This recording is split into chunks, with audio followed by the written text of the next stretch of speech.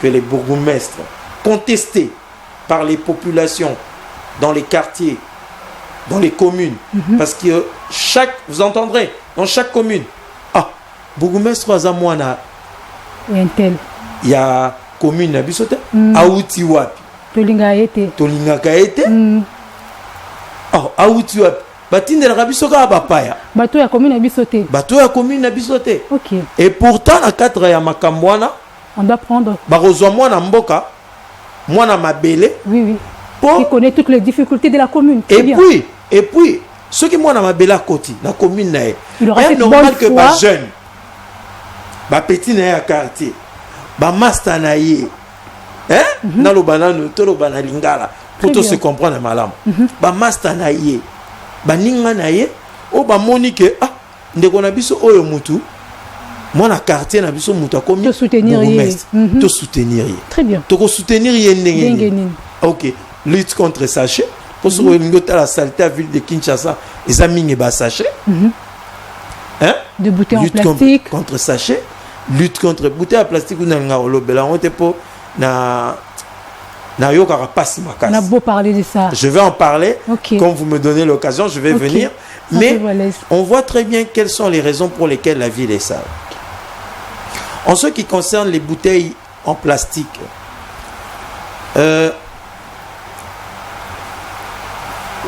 la ville de Kinshasa, ou peut-être je dirais vraiment avec moins de largesse, le gouvernement, je ne sais lequel, a permis à des sociétés congolaises ou de droit congolais installées en RDC de pouvoir produire des bouteilles en plastique. La vraie question, quelles sont les mesures prises pour soit faire un recyclage, si on peut le faire, ou incinérer? Ce n'est pas avec la rasquine où on va faire des enfouissements de choses sous la terre qu'on parlerait d'un assainissement. On détruit même la terre elle-même. Donc dans un pays comme le nôtre, on n'a pas d'incinérateur. Dans une ville de Kinshasa, il n'y a pas d'incinérateur. Mais on fait une production. Je ne sais pas. Est-ce que ce gouvernement-là, ou que ce soit provincial ou national, au moment où nous avons accepté de pouvoir permettre que des bouteilles en plastique soient produites en RDC, quelles sont les mesures d'accompagnement prises? S'il fallait avoir un incinérateur, on demande à ces mêmes entreprises de financer l'achat de l'incinérateur. Ou on mettrait une taxe spécifique sur la production du sachet. Eau pure. Mais aujourd'hui, on a même fermé les entreprises qui produisent leur sachet, mais c'est pas très clair. Oui, fermeture des entreprises. Ok. Ce n'est pas ça. Là, nous avons, excusez-moi madame, ok, 500 francs pour un Congolais, un Quinois. Non, c'est beaucoup d'argent. Parce que, sur le Vandara, dans le quartier, où il y a 500, vous avez un choix. Au lieu qu'il ça dépend des milieux. Très bien. Tu as un choix à faire. Non, on a qu'à peine na sepenza. La vie à terre à terre, ok. 500, ils qui salaki ndeke. So on a 500, on a 1000 francs. Tu viens sur ma bouteille à maille à mounene. Na 500, na 1000 francs nanga. Un bon quinoa, moi na Kinshasa, abke abundi moi moke aza pousse-pousseur. Parce que tous les bateaux, ils ont la manœuvre. Si on a 1000 francs, à somi qui s'arrête qui n'est qu'à 500, à somi quoi à 300, si on a un Congo, moi pili, il y a un douze intendé. Hein? Azo, allez moi et l'autre, on a 12 heures. À 8 mois 100 francs, il y a les colonnes, à somi au pieu. Vous voyez? Oui. Ces histoires-là sont mises en place dans des États comme les nôtres parce que ce sont des histoires qui facilitent un peu la pauvreté, suite à la pauvreté. Parce que le peuple congolais, il est pauvre. Et c'est un peuple pauvre. Maintenant, les mesures de l'homme politique, du dirigeant, devrait être, voilà, ok, il y a cette production. Comment arriver à traiter ce problème? Et vu que le problème n'avait pas été traité au départ, aujourd'hui, nous avons besoin d'analyser quelle est la commune qui produit plus de sachets, plus d'immondices, plus de ceci, et pouvoir mettre un projet phare, test, en disant voilà, la population n'est pas éduquée. Pour l'éduquer, pour qu'il lutte contre les sachets, qu'est-ce que je vais faire? Mettez des dépliants en place. Dans les marchés, faites la publicité ou parlez de ce que vous désirez dans les radios du marché sur l'assainissement.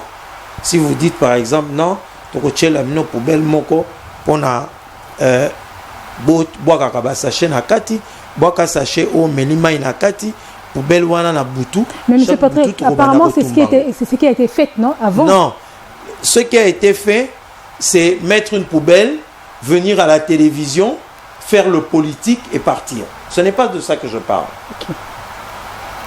Je parle du fait que la population doit être informée. Pas une seule fois, au quotidien. Okay. Parce que des fois, il y a certaines intelligences où ça entre d'une oreille et ça ressort de l'autre. Tout à fait. Donc, il faut une conscientisation. Nous avons des administrateurs de marché. Ils doivent avoir du travail. Le travail, c'est la conscientisation de la population. La conscientisation du consommateur. Cette conscientisation-là ne doit pas s'arrêter au niveau des marchés. Elle doit être accompagnée dans les quartiers. Nous avons des chefs de quartier. Et ils doivent travailler. Qu'est-ce qu'ils foutent? De 8h chaque jour, de 7h30 à 15h30. Ils sont payés pour faire quoi? Pour s'asseoir dans un bureau? Non, je pense que le Congo n'a pas besoin des personnes au bureau. Le Congo a besoin des personnes sur terrain. Okay.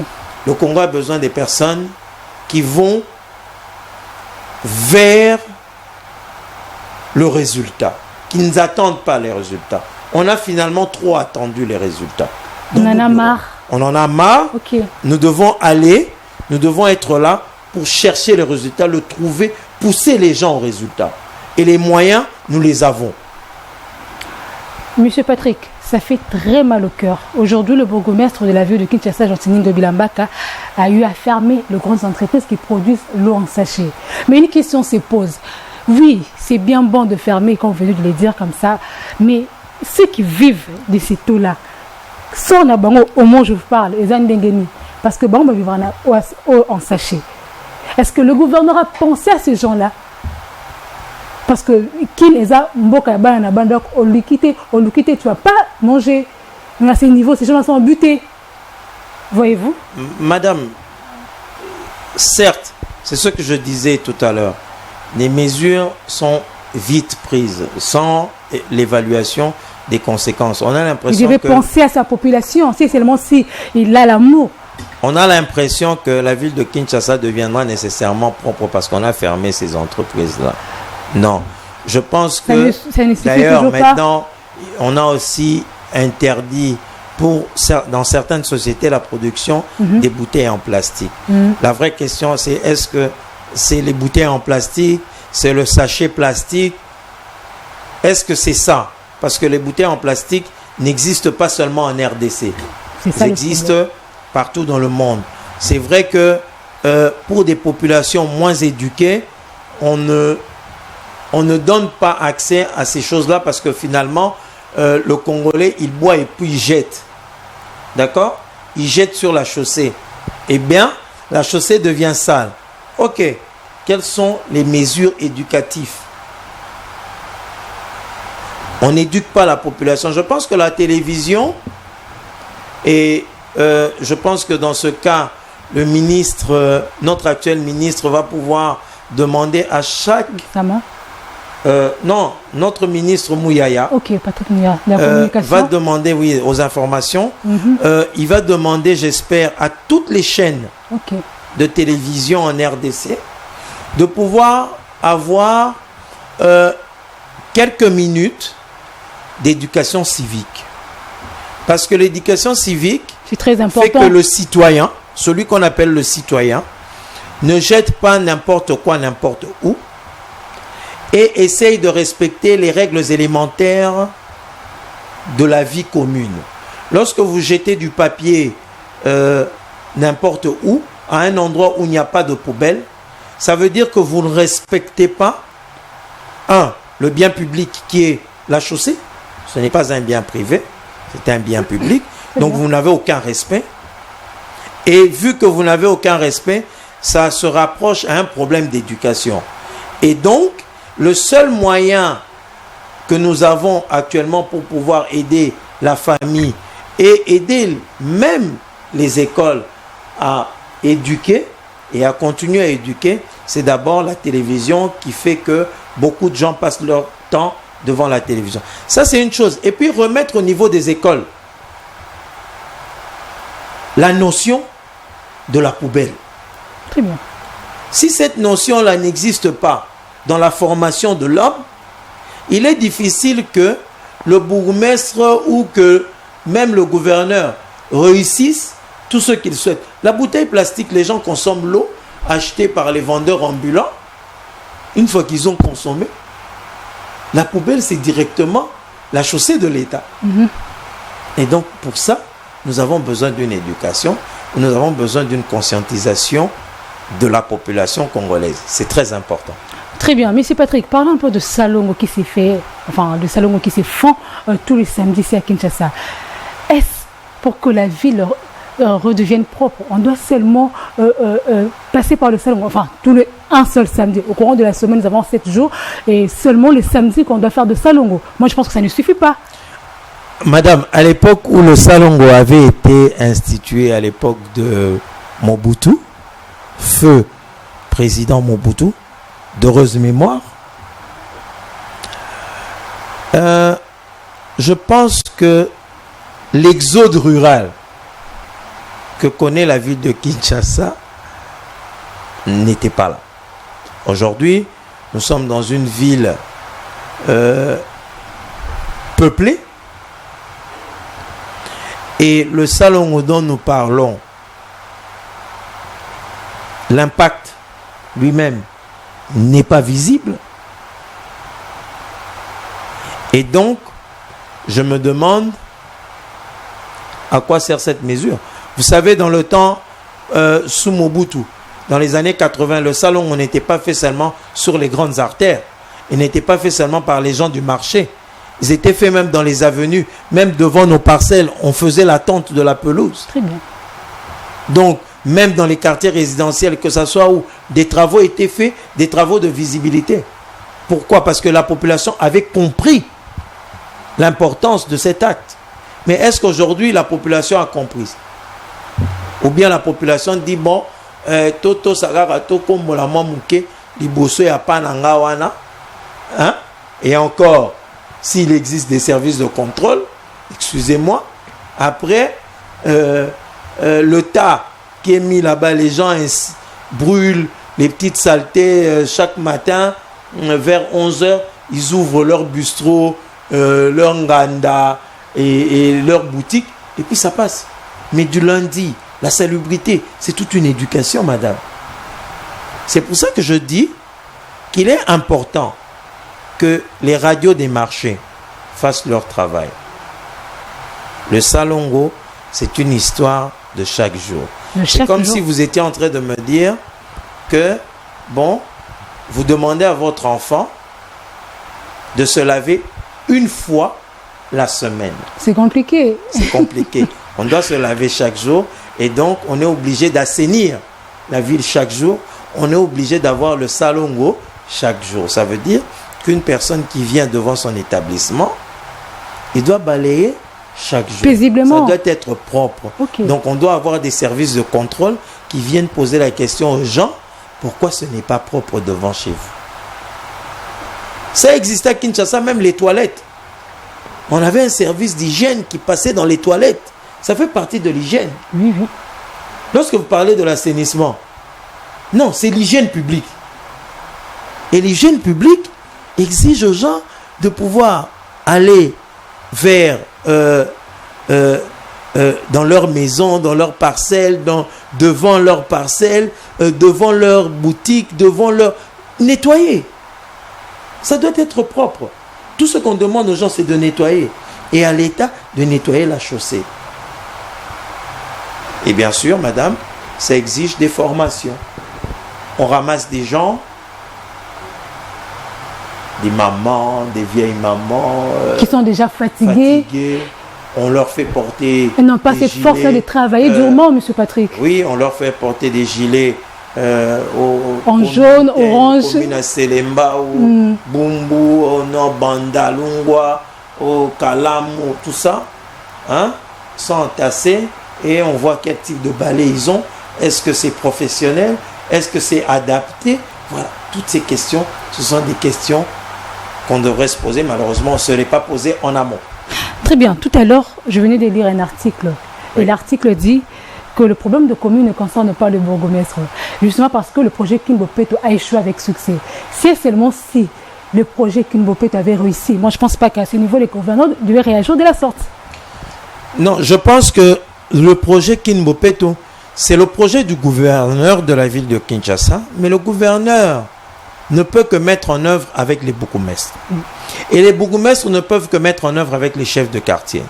Les chefs de quartier ne peuvent que mettre en œuvre avec la population sur place. Si le bourgmestre mis en place n'est pas accepté par les chefs du quartier, d'accord, il est difficile que ces chefs de quartier puissent donner des ordres aux chefs de rue ou à la population pour que un travail soit visible. Vous savez, pour qu'il y ait une visibilité, il ne faut pas seulement donner de l'argent aux gens. Tout à fait. D'accord. Les Congolais que nous sommes, nous aimons notre pays. Les Quinois que nous sommes, nous aimons notre ville de Kinshasa. Et de tout cœur, nous souhaitons tous que cette ville soit redorée d'un blason le plus beau qu'il soit. Aujourd'hui, nous parlons de la francophonie, qui est un événement que nous allons connaître dans une année, qui exige de notre ville de pouvoir être une ville touristique, qu'elle puisse être le reflet de ce que l'Afrique, le monde francophone attend. Et pour ça, effectivement, le gouverneur doit pouvoir réussir à travailler avec ses bourgmestres et ses bourgmestres avec les chefs de quartier, dans une conscientisation de la population, car ce n'est que la population qui peut aider ces institutions-là à pouvoir bien faire le travail, parce que c'est la population qui jette. C'est le peuple, c'est le petit peuple. Il boit, il jette. Donc c'est lui qui doit être conscientisé dans le cadre des immondices, dans le cadre de tout ce qui peut arriver d'autre, la terre à cause de la pluie, tout ça, bon ça, ce sont des problèmes qui sont liés à l'infrastructure. Et ce qui est lié à l'infrastructure, malheureusement, nous ne savons quoi faire si ce n'est de trouver des mesures, et les bonnes, au moment opportun, pour pouvoir apporter des solutions adéquates. Très bien. Monsieur Patrick, nous chutons pour ce deuxième sujet. C'est vrai que Kimbopeto a échoué avec succès. Mais moi, je pense qu'à ce niveau, il n'est pas tard. On peut toutefois réussir à ce pari. Alors, quelles sont les pistes de solutions que vous pouvez proposer au gouverneur de la ville de Kinshasa? Déjà comprendre quel est le sujet. Si le sujet, c'est rendre Kinshasa propre, il faudrait savoir quels sont les moyens adéquats à mettre en place. Si l'homme est le premier moyen, l'homme, c'est vrai, lorsque tu as l'humain, tu dois avoir après les outils. Et une fois que tu as l'homme et que tu as l'outil de travail, il faut savoir définir ce que cette personne doit faire. Et pendant combien d'heures. Vous voyez? Excusez-moi, je vais aller peut-être fort, mais beaucoup de gens prestent par la paresse. Et les gens, naturellement, l'homme, l'être humain, aime la facilité. Moi y compris. Moi y compris. Toute personne veut si on demande on dit à une personne dors, tu recevras le pain qui tombera du ciel, il te dira eh ben oui, je préfère, au lieu d'aller essuyer. Et malheureusement, il faut le faire pour transformer le monde. Le monde a besoin de la sueur de l'être humain pour changer. Il a besoin des efforts au quotidien pour changer. Et le gouverneur, à travers les bourgmestres, ils doivent trouver le moyen de faire travailler les gens. Ou alors le gouverneur, à son niveau, il crée une structure. Ça veut dire, il cherche qui prendre dans sa structure. Des personnes qui vont engager à leur tour, dans chaque commune, des hommes. Et utiliser aussi une bonne communication aussi. Et essayer déjà de pouvoir faire le travail qu'il faut et conscientiser à la fois. Parce que la conscientisation est une chose importante de la population. Importante. Si les gens n'ont pas compris, c'est difficile. Et ça sera difficile. Il suffit de prendre... Moi d'ailleurs, j'aurais pu suggérer au gouverneur d'essayer de mettre ses efforts sur la commune. S'il comprend comment faire dans la commune comme la commune de Selembao, il fera dans toutes les communes. S'il arrive à 24 novembre, parce que Selembao, contrairement à d'autres communes, n'est traversé par qu'une seule avenue. 24 novembre. Et bien sûr, bypass. Si vous allez à Selembao, comme on dit, ouest. Si vous êtes à Selembao est, vous avez 24 novembre. 24 novembre traverse Selembao, Bumbu, Ngiringiri. Makala. Non, 24 novembre ne traverse pas Makala. Comme je vous dis, Selembao, Bumbu, Ngiringiri, Ngaliema, Lingwala, et Bandalungwa. S'il réussit à avoir déjà cette artère-là assainie, propre, eh bien il aura réussi. Mais surtout, du côté de Selembao, parce qu'il y a un marché. Lorsque vous êtes sur 24 novembre, il y a un marché à Selembao. Tout à fait. Et on voit, s'il arrive à conscientiser ces personnes-là, et qu'on pouvait mettre les tonneaux Monsieur Patrick, en place. S'il vous plaît, à ce niveau, c'est le travail du bourgmestre ou encore le travail du gouverneur de la ville de Kinshasa? Parce que le bourgmestre est là, il habite la commune de Selembao. Il reçoit un impact, le bourgmestre. Le bourgmestre a un leader. Le leadership, c'est le gouverneur. C'est le gouverneur qui installe une politique. Très bien. Lorsqu'il parle de Kinbopeto, c'est une politique. Ça veut dire, il dit, je voudrais avoir une ville propre. Ok? Livrez-moi une ville propre. À qui il parle? Il parle au ministre provincial chargé. Il parle à ses collaborateurs, bien sûr. Voilà, au ministre. Si vous voulez de l'intérieur, si vous voulez le ministre de l'environnement, tous sont concernés. Il y a eu un bourgmestre qui est passé dans cette ville de Kinshasa. Il est actuellement ministre provincial. Qui a l'expertise, on peut le consulter. Consulter le ministre Tenke. Très bien. Il est là. Il est la personne qui a pu, sous le gouverneur Kimbuta, avoir un Kitambo exemplaire. Je me permets de le dire. Je ne suis pas de très Kitambo. Bien. Mais ça a été des actes visibles durant tout le quinquennat où il a été bourgmestre. Cette commune a été une des communes la plus belle de la ville de Kinshasa en termes de propreté.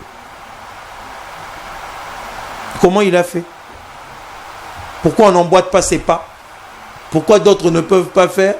Moi, j'aurais même souhaité que le bourgmestre de la commune de Kitambo soit suspendu. Il n'y a pas que lui, il y a aussi tant d'autres. Non, parce que celui de Kitambo a précédé à une personne qui avait fait le boulot. C'est ça. Et comment est-ce qu'on a une commune de Kitambo aujourd'hui sale comme elle est? C'est comme la commune de Selembao. Donc, il y a eu un bourgmestre, Tenke. Il y a aujourd'hui un autre bourgmestre qui remplace à Kitambo, mais qui n'a pas su maintenir Kitambo propre. Vous savez, madame, je peux vous le dire, je ne sais pas comment il avait fait dans le niveau de la conscientisation de la population à Kitambo.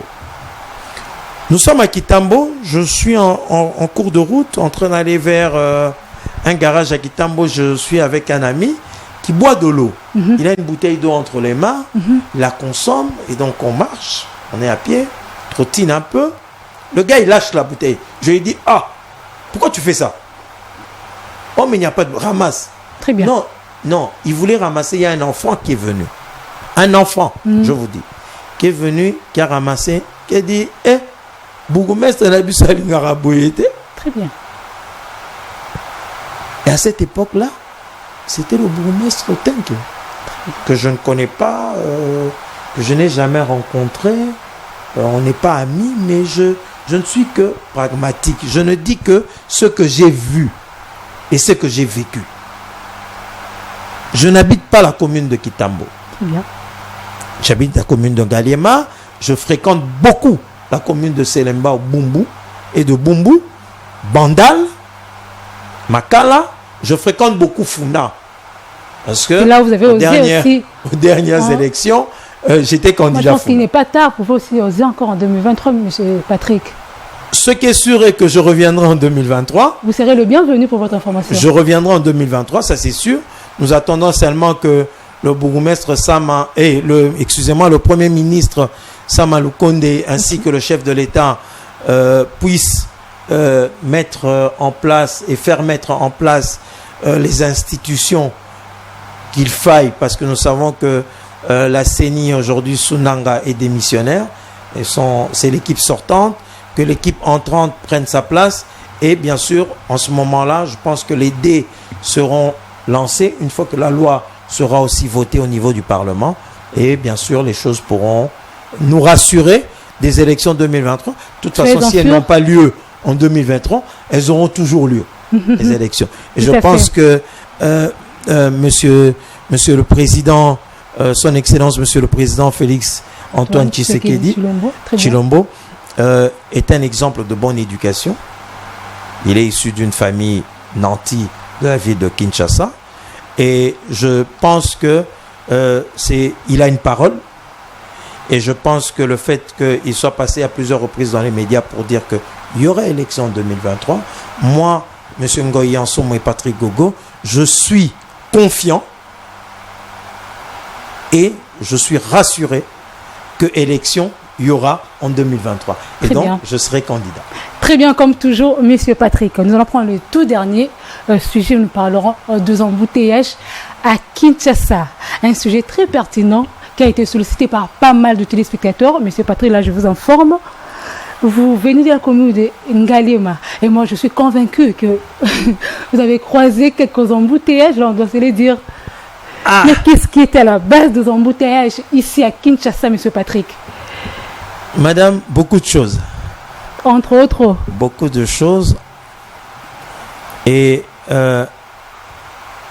beaucoup de domaines divers. Bon, le domaine le plus important, c'est l'infrastructure. Nous n'avons pas de route à Kinshasa. Carence des routes. Carence des routes. Ça veut dire quoi? Je vais vous donner un exemple. Sayo, lorsque vous êtes à Mama Poto, c'est une avenue, donc il y a une artère libre là, un espace qui monte jusque, je ne sais, arriver jusqu'à Bumbu. D'accord? Tous les véhicules qui veulent partir à Bumbu ne devraient pas venir sur 24 novembre. Normalement. Si Sayo existait. Tous ceux qui veulent aller à Makala ne devraient pas aller par le rond-point Ngaba, parce que la route Elengesa avait commencé à être construite. On devrait finir cette route-là pour désengorger Makala et puis pour faciliter ceux qui veulent aller au rond-point Gaba, de passer en venant de Victoire, vous devez tous aller retomber sur Lumumba et aller sur la route de Salongo, donc la route de Lemba. C'est normal qu'il y ait des embouteillages. Vous voulez quitter la ville, quitter chez vous pour aller en ville. Vous êtes à Lupin. Vous ne pouvez que prendre route Matadi. Si vous n'êtes pas sur 24 novembre, vous êtes sur route Matadi. Et pourtant, il y a une route qui avait commencé à être construite sur l'axe Pompage, cette route devrait ressortir jusqu'à Upel. Ça allait être une route qui allait désengorger route Matadi. Pourquoi? Parce que ceux qui veulent aller à Pompage, ils ne vont plus se retrouver sur route Matadi.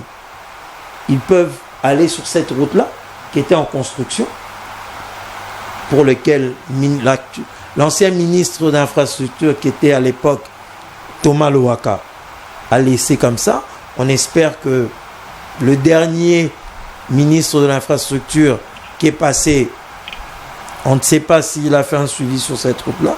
Nous espérons que celui qui vient d'arriver, le ministre Guizaro, fera attention à cette route-là qui désengorgerait, bien sûr, la route Matadi.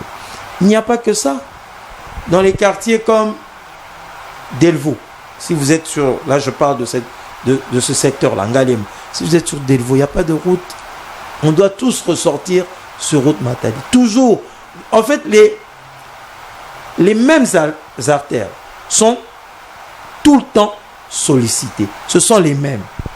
C'est boulevard du 30 juin. Bien qu'il y ait des sauts de mouton, il y a toujours des embouteillages. Boulevard du 30 juin. Colonel Ebea avec Ngouma, route Matadi. On voit à l'ozone, lorsque vous arrivez, c'est aussi un autre sujet. Toujours les embouteillages. La chaussée, si je ne me trompe, qui doit s'appeler la chaussée Laurent Désiré Kabila pour aller vers Mboudi. Embouteillage, parce que c'est la seule chaussée qui nous mène vers Mboudi.